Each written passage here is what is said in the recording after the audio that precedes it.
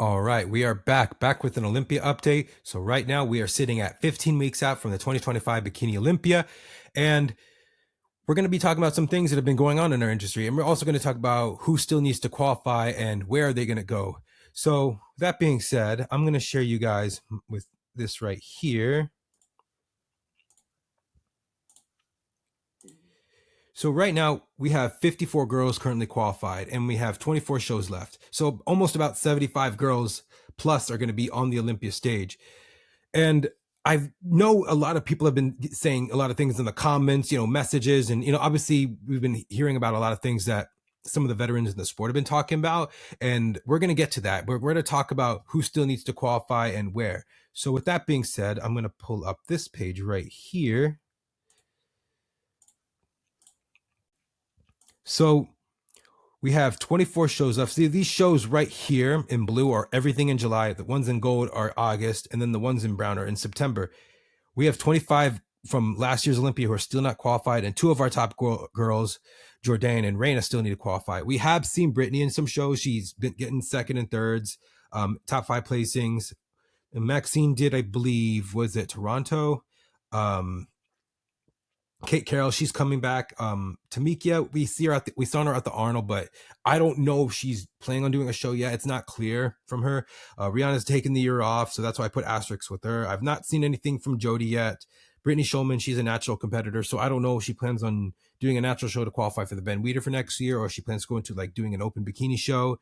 And then we have a lot of shows. We have a lot of girls that are international from Brazil, from Europe, from Asia. They still have to qualify. That they still haven't qualified yet. Alice, we did see at the Indy Pro, she did take second, so she's still in the running to try to qualify still, but still a lot of opportunities. In my opinion, for Jourdain, I think because she started prep around late May, she's most likely going to do one of the shows in August. So I would predict that she most likely will do Tampa or possibly Atlanta. Reina's doing Republic of Texas this next week. And then Kate Carroll will most likely do the shows in July and in August. And why I put Kate Carroll and why I'm starring her is because last year she took second to Ashley Kay a couple times and then defeated Ashley in the Dallas show. And that's what got her Olympia qualified. And she was in that second call out. And honestly, I think that she has such an amazing structure for bikini.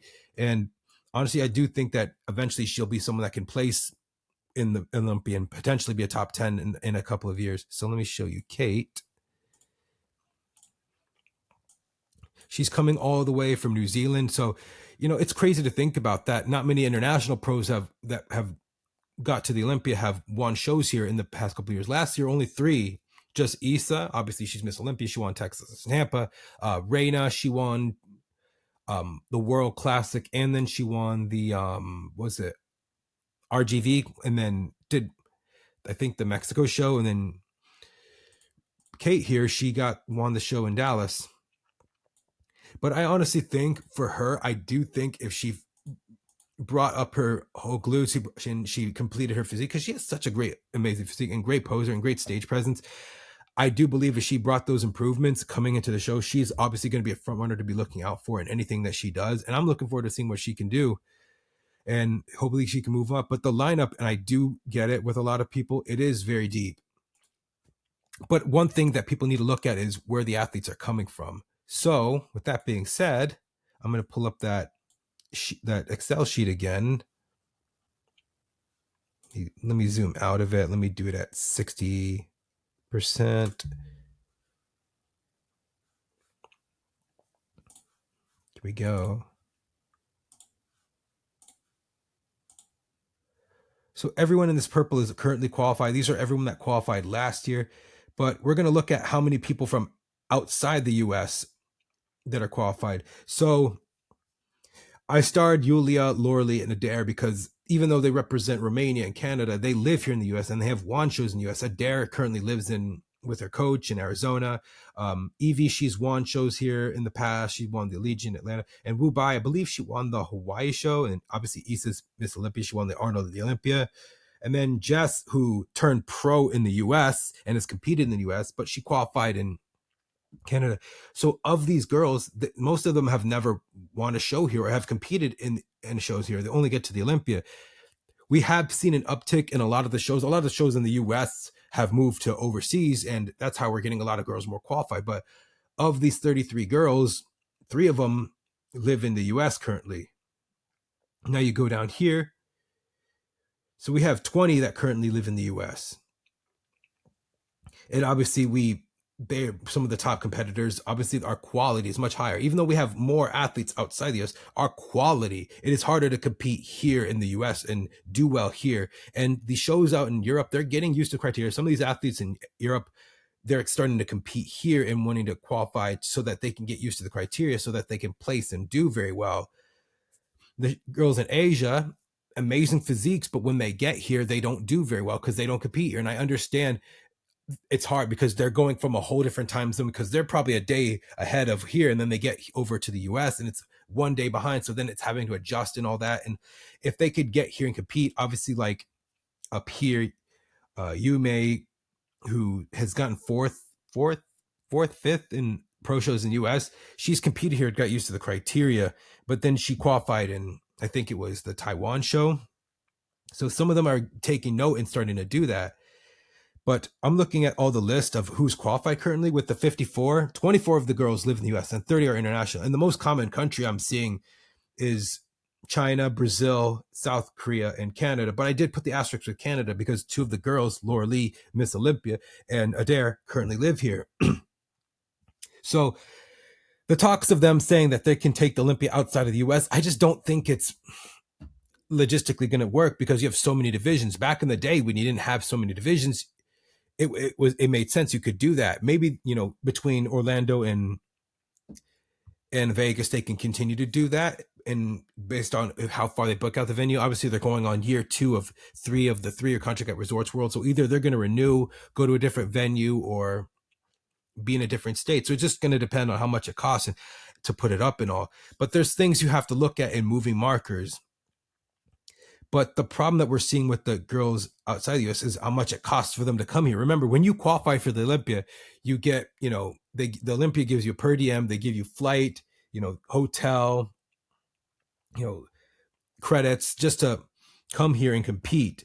And also some of those, the athletes get reimbursed. But what I think the issue is having these athletes get here and how much it's costing, the owner, Jake Wood, to put these athletes up, not almost international athletes.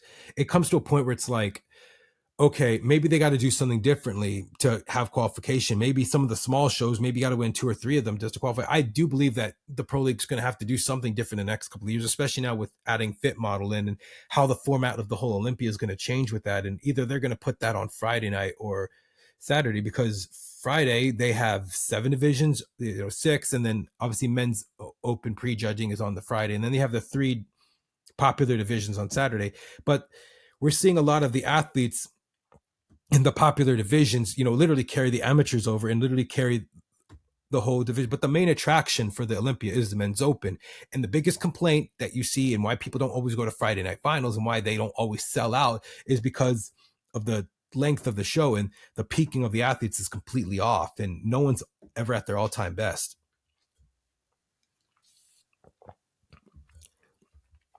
But when you say how many of these girls here could be in the top 10, it's very little, if not any at all, outside our obvious girls who've competed here and done well. I think Evie Escandar, she's doing the Portugal Pro. She looks one of her all-time best. I definitely think with how she's doing, there's no question that she could place to possibly be a top 10 girl or even land in the first call out. But they got to get used to doing the criteria here. But we have so many international pros, it can't go overseas. When they say, Dubai gives out 140,000 for first place, they should put the Olympia in Dubai.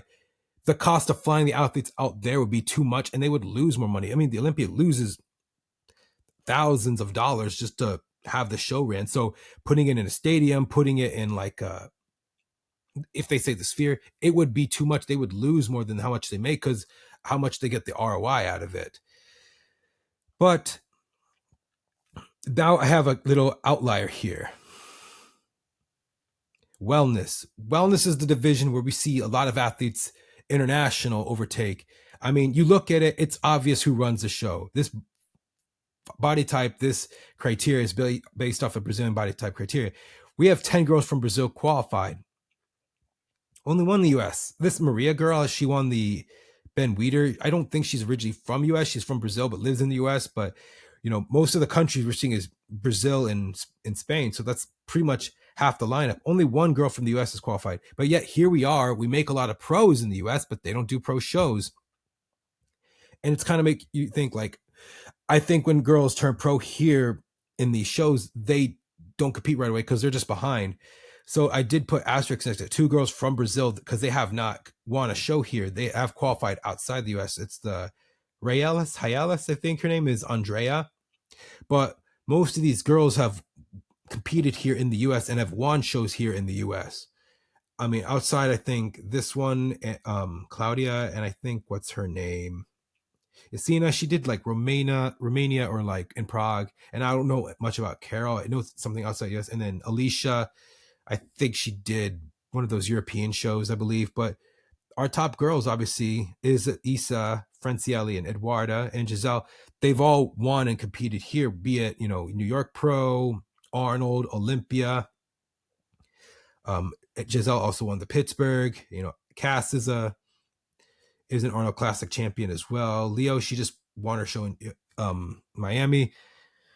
But we have to look at the things and what logistically makes sense. I just think the problem with wellness right now is just we make a lot of pros, but they don't do shows. And the biggest problem is we just don't have that body type criteria. I mean, you look at it, Eduarda, she's just born that way. And now don't get me wrong. She puts in a ton of work. I'm not discrediting that. But I think part of the reason why you see those Brazilian girls and why they're so dominant in this division is just how they're born and how they're built. When a woman's built like that, they work hard, they diet, they train. So hard work, training, and then obviously genetics. That's your trifecta for success. But I think the issue that we're seeing in wellness is that what you see in what wins pro shows doesn't reflect what you see at the Olympia. It's a totally different when you see someone who's winning a lot and they look great, and then they get to the Olympia and they don't place and they do well. There's a huge gap between what wins in shows and what wins at the Olympia. And it's just, I don't know. I mean, look, I think it's great. I love the division. I really do. But the problem is it's hard to talk about the division when you don't have many US girls doing shows and winning here. The problem is that they're very behind. With that being said, with the amount of shows for bikini, let me go here. Let me go back to my page.